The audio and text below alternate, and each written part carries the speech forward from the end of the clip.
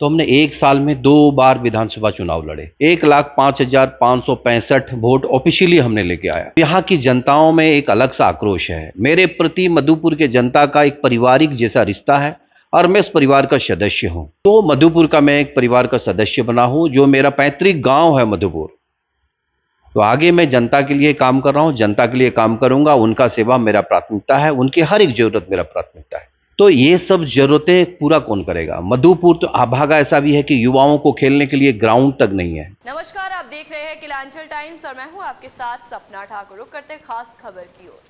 झारखंड में विधानसभा चुनाव नजदीक है और उम्मीद जताई जा रही है कि इस सितंबर के महीने के अंतिम सप्ताह में चुनावी बिगुल कभी भी बज सकता है और सभी प्रत्याशी यानी कि संभावित प्रत्याशी जो है अपने अपने दल के साथ अपनी दावेदारी करने में जुट गए हैं।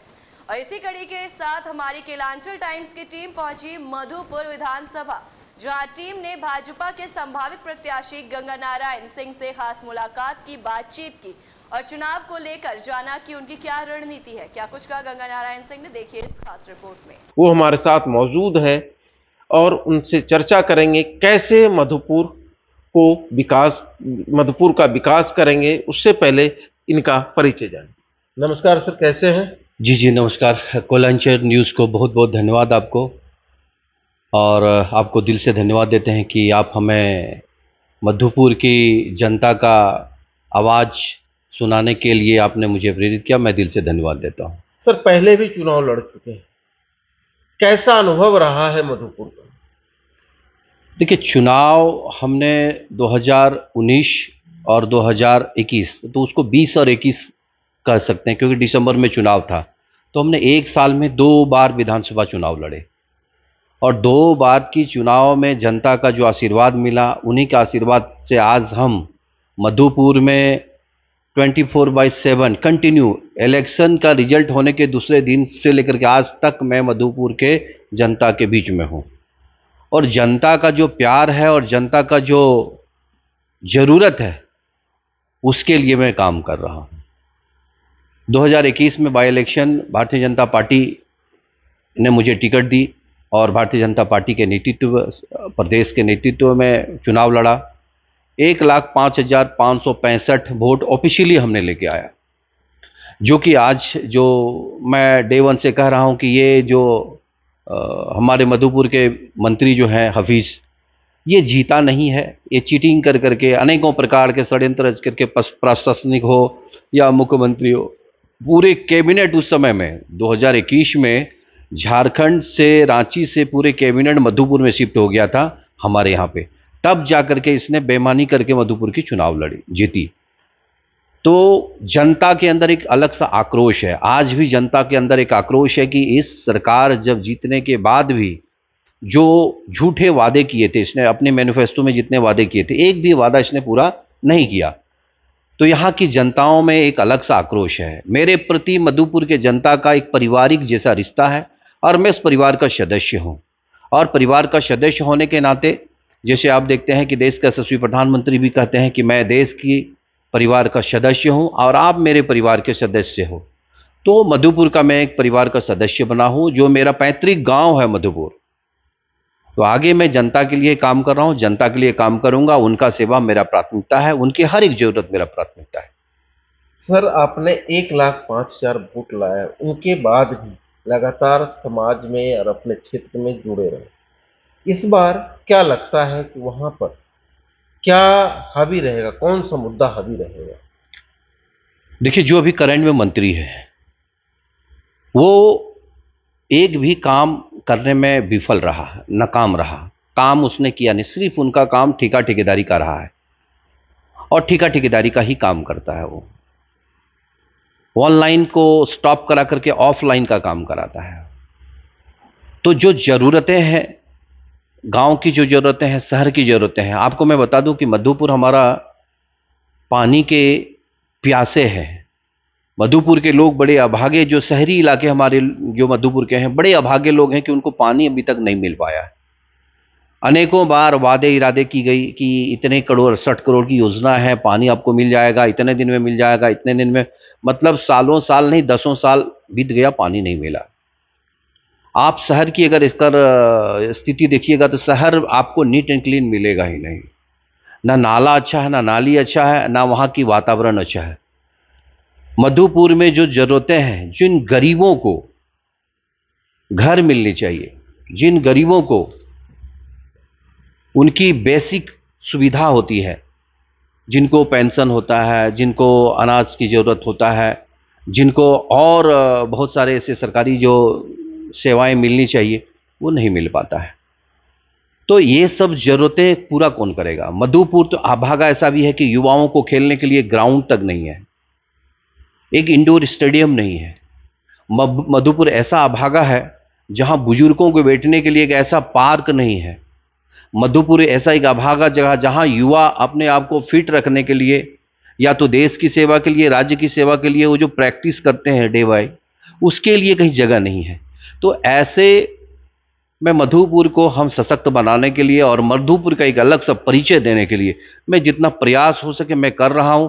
आगे मधुपुर की जनता का आशीर्वाद और भारतीय जनता पार्टी का आशीर्वाद रहा तो आगे बहुत सारे हमारे जो मधुपुर के बारे में मेरी सोच है, सपना है, उनको पूरा करने के लिए मैं प्रयास करूंगा। आपने मधुपुर के शहर के समस्या के बारे में जिक्र किया, ग्राउंड हो या सड़क हो या मूलभूत छोटी छोटी समस्याओं को, युवाओं को रोजगार भी एक मधुपुर आज से 50 साल पहले जो मधुपुर हुआ करता था, हम लोग जो सुनते हैं कि लोग गर्मियों में मधुपुर आते थे, ऐसे जो बंगाल के लोग आते थे या वहाँ पे कोई मंदिर वो था, ऐसी चीज़ों को लोग वहाँ आए और युवाओं को कोई रोजगार मिले, इसके लिए क्या प्रयास?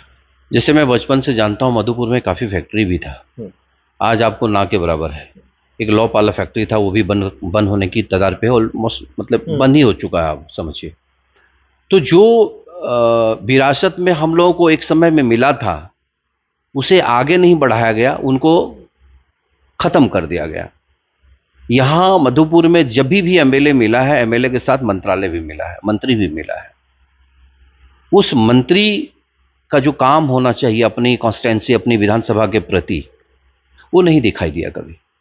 उनकी सोच भी यहाँ की जनता के लिए इम्प्लीमेंट वाली जो सोच होनी चाहिए, जो भावना होनी चाहिए, जो पलायन को रोका जाए, और जो आज पूरे झारखंड में एक बहुत बड़ा विषय बना है, चाहे वो विधानसभा के अंदर हो चाहे विधानसभा के बाहर हो, कि पलायन को कैसा रोका जाए। जो पलायन कर रहे हैं, जो लड़के बाहर जा रहे हैं, जो हमारे यहाँ के मजदूरी करने के लिए और दूसरे स्टेट में जा रहे हैं।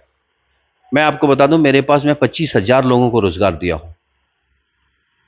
25,000 मैंने गोवा, कर्नाटक, हिमाचल प्रदेश में 25,000 लोगों को मैं रोजगार दिया हूं। तो मेरे पास तो बहुत सारे ऐसे चीज़ है, स्मॉल स्किल इंडस्ट्री को डेवलप करने का बहुत सारा सा प्लान है, आप डेवलप कर सकते हैं उनको यहाँ पे।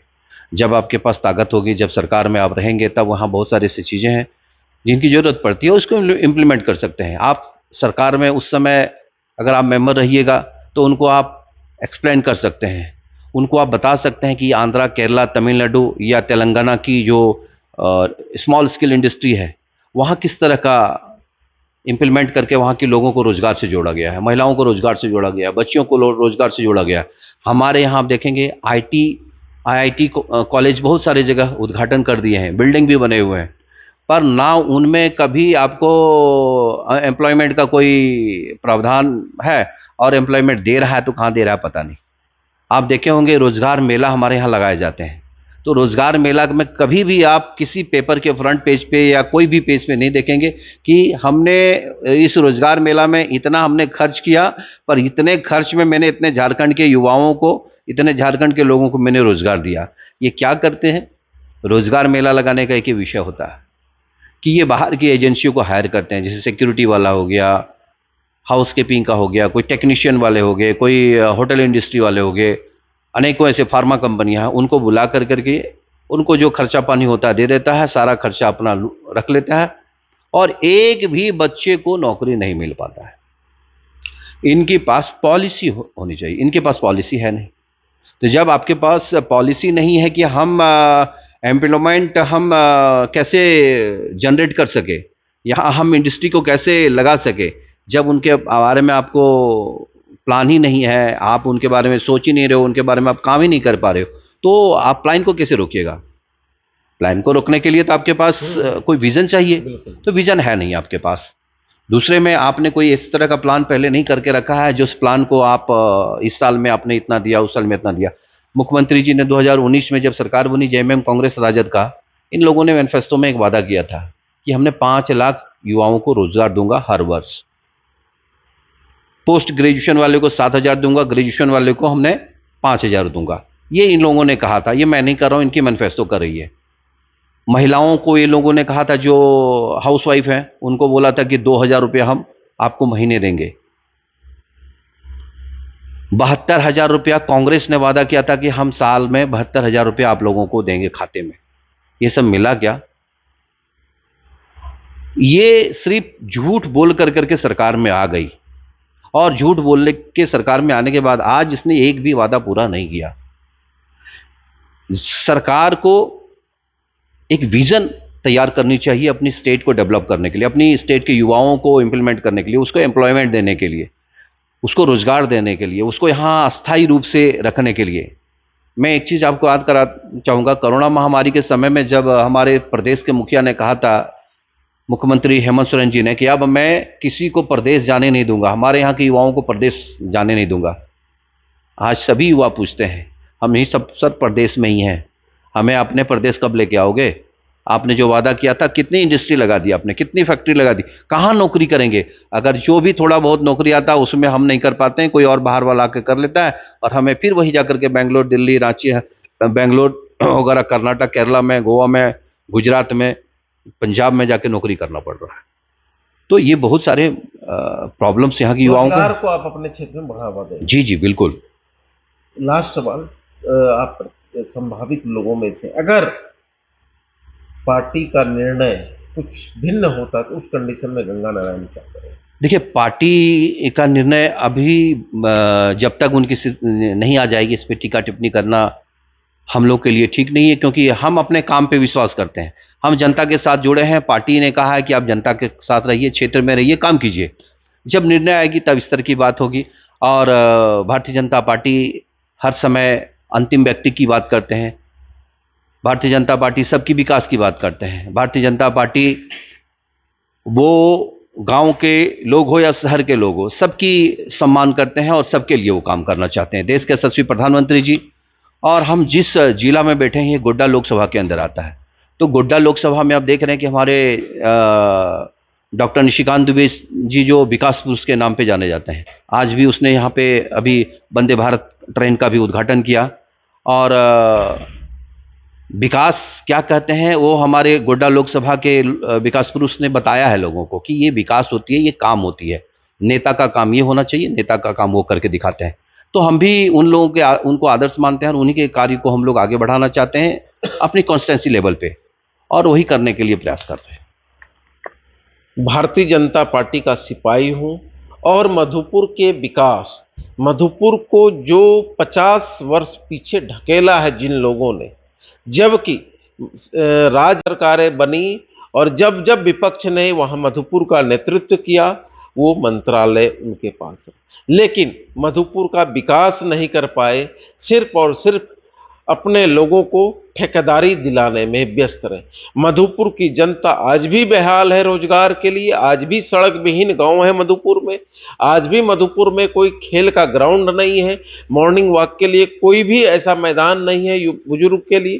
तो ऐसी व्यवस्थाओं को दूर करने के लिए गंगा नारायण वहां की जनता के बीच बार बार जा रहे हैं, और उम्मीद है इस बार गंगा नारायण जी को वहां की जनता का साथ मिलेगा और मधुपुर को एक आदर्श विधानसभा बनाकर झारखंड के पटल पर रखा जाएगा कि झारखंड में 81 में से एक मधुपुर भी एक ऐसा विधानसभा है जो सभी तरह से सुखी संपन्न विधानसभा है, और वहाँ हर चीज देखने को मिलेगा और पार्टी का हर आदेश सर्वमान्य होगा, क्योंकि हम पार्टी के सिपाही हैं।